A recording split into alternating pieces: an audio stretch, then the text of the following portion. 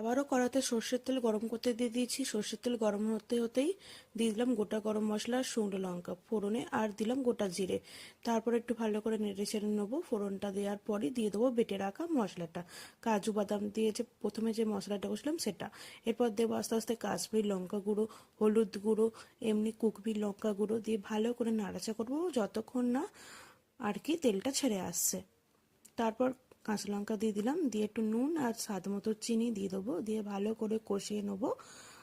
তারপরেই জলটা ঢেলে দিয়েছিলাম আমি। জলটা ঢেলে দেওয়ার পরই আস্তে আস্তে একটু ফুটতে শুরু করেছে, তখন দিলাম একটু গরম উষ্ণ দুধ। তারপর বেগুনগুলো দিয়ে দেবো, ভাজা বেগুনগুলো দেওয়ার পর আবার একটু ফুটতে দেবো। ফুটতে দিয়ে না ওই যে সর্ষের যে পেস্টটা বেটেছিলাম তো সেটা দেবো।